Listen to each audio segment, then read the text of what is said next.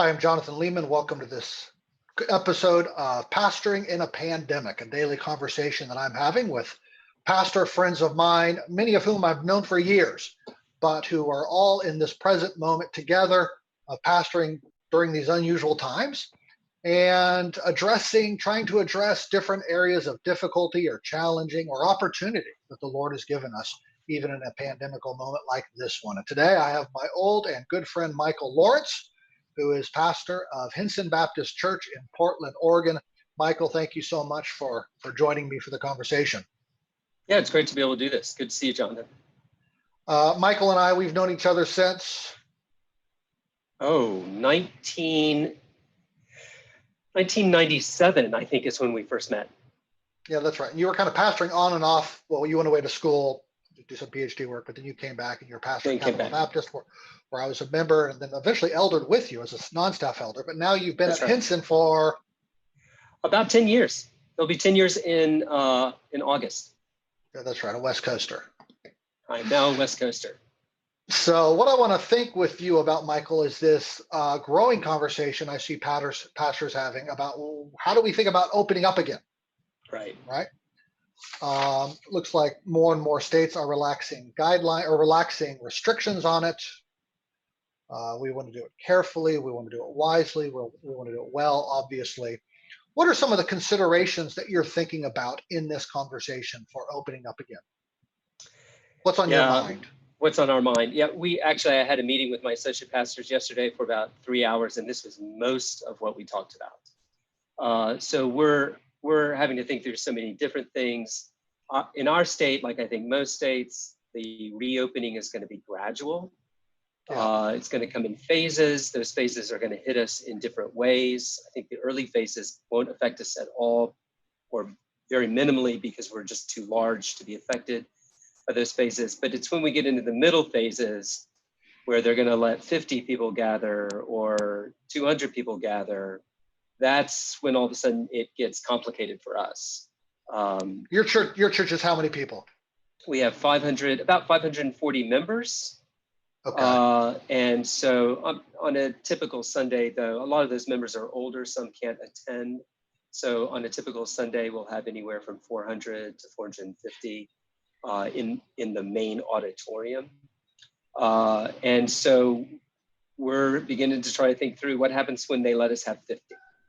What happens when they let us have 250? Is there a requirement right now for a certain number, or a suggestion in Oregon? What's stipulated for you in Oregon? We're under a shelter-in-place, stay-at-home order, so there's no number. Yeah. Okay. So what are some of the? Go ahead. Well, so right now, all we're doing is live streaming a service, and we've got less than 10 people in the room, and none of us ever get close to each other. Yeah. Right. So some of the kind of ethical things you're thinking through are what? Ethical, I'm thinking there's several categories. There's ethical considerations, evangelistic, people, neighbors, pastoral, our own members. What are some of these things, principles you're thinking through?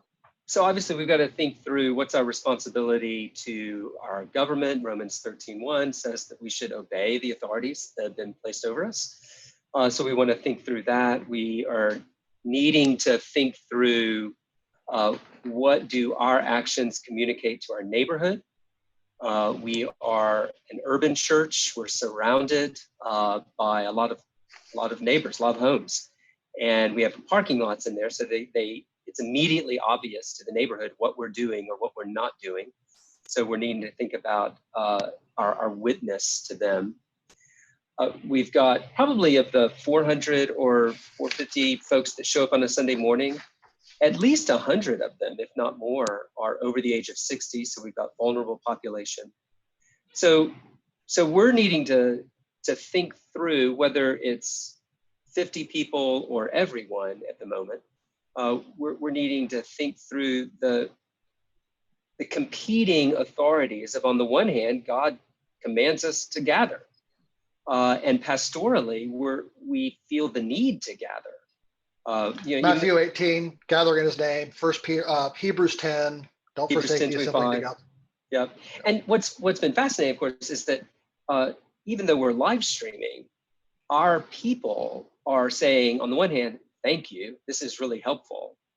But on the other hand, they're saying this is no substitute.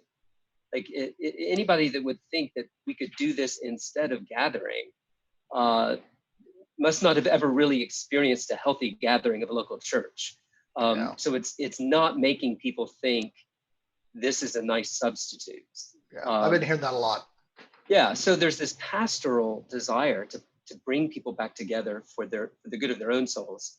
On the other hand, there's the need to obey and respect the government that is trying to act for our good, protect health, and then there's the question of our witness to our neighborhood. On the one hand, we want to demonstrate faith to our neighborhood, and we want to demonstrate that there's something more important than life and death. On the other hand, we also want to demonstrate not only respect for government, but that we care about our neighbors, and that we don't want to be a super spreading site into our neighborhood.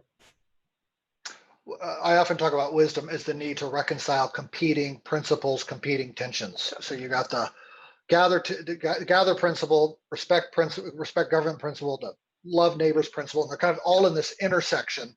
And here we are trying to balance have the wisdom to. That's and different exactly pastors, right. Different pastors in different situations can have slightly different formulations of what the government's requiring, what the neighborhood expects, and so forth. Frankly, depending on state and region and all sorts of things like that. Okay, I imagine that in your church there's people at two ends of the spectrum: overly fearful, I am not coming back, and overly offended that we've been not gathered as long as we have. Like, we need to get back. How are you pastoring? And you might even have fellow leaders. Maybe some of your fellow elders are kind of on both sides of that spectrum. How are you shepherding your fellow elders as well as your congregation members when they feel that tension? That's a good question. So far anyway, it feels like we have fewer people that just sort of want to rush back in than maybe some pastors in other parts of the country are experiencing. I think most of what I'm hearing from most of our congregation is they appreciate the careful, measured approach that both our government's taking and that church leadership at Hinson is taking. But basically, we find ourselves saying two things over and over and over again, right? On the one hand, to the fearful, who are able to be afraid whether we gather or not, right? That fear hits them when they go to the grocery store. That fear hits them when they go to the pharmacy to pick up medicine. We're constantly reminding our members, our trust is in God. Our trust is not finally in the face mask that we're wearing. Our trust is not in hand sanitizer. Our trust is in the Lord. And this is a real opportunity to check that, right? To test, in fact, what am I trusting in? And we want to be and grow as people of faith who can trust God in the midst of bodily danger.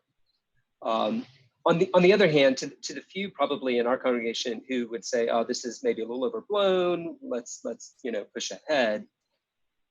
I think the thing that has been most effective for those folks is to be reminded that sometimes love of neighbor means laying down your rights. And even though you might be strong enough in faith to gather anyway, because there are others in our congregation who are particularly vulnerable, we want to be willing to serve them joyfully and willingly and happily. And those are kind of the two messages that keep going out. Yeah, there's work to do on both sides, to be sure. That's right. Yeah. Okay, so let's suppose Governor Brown, I don't know, in a few weeks' time, or even this week, says, "Hey, on May 31st or whatever, we're going to open up to 150, 150." What do you guys do on May 31st? So you got a few weeks to prepare. That's 3 or 4 weeks from now. Yeah. Well, so we're already preparing for the next phases. We're trying to stay ahead of this because it's very clear to us that it was easier to shut down than it is going to be to restart.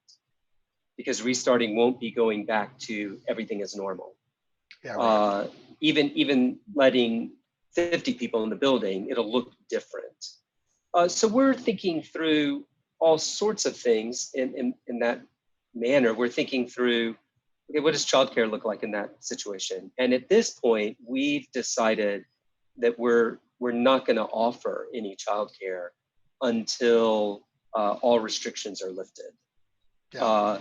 We've got to think through how do we actually maintain an appropriate distance between people once they're in the building? And in fact, do we have enough separate entries and egresses, and how are we going to manage public restrooms, that sort of stuff? So you're going to think through all these kinds of things. Yeah. I guess here's to sharpen my question slightly. Yeah. Do you guys, if they allow 50, are you going to go ahead and make room for 50? If they allow 100, you're going to make room for 100. In other words, are you going to wait till the whole church can gather, or are you going to go ahead and take whatever's given, making precautions for every step of the way? Yeah, we're at the moment planning on trying to take advantage of whatever we're given, and then come up with plans that allow the entire church over time to benefit from that. The plans are still in the works. Our governor has told us that probably once we get to the middle phase, they'll allow gatherings of 50. We are probably able to have multiple discrete gatherings of 50 in our building. So we might be able to manage 3 discrete gatherings, each with their own set of bathrooms, each on their own floor, each with their own dedicated entrance and exit, so the groups don't. So simultaneously, you would have those 3 going? Maybe. That's one of the things we're considering. And one would be in the main auditorium, and then we would broadcast to the other 2 rooms. So that's one option we're considering. We're going to try to do our best to take advantage of what's offered to us.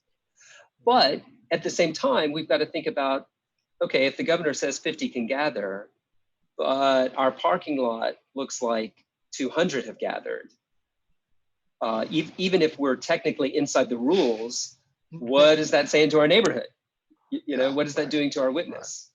Right. So we're in the midst of those discussions right now. How about at-risk members? So there's an older lady in my church who she just recovered from cancer treatment, so high risk. She is quarantined in a big way in her home. Even her daughter, who brings her groceries, doesn't go inside the house. What do you say to a member like her? So you have 50 are gathering now, or 100. What do you say to the high risk person as the church starts to gather again? I mean, so far what we've said, because we were shut down in phases, so we kind of faced this on the shutdown side.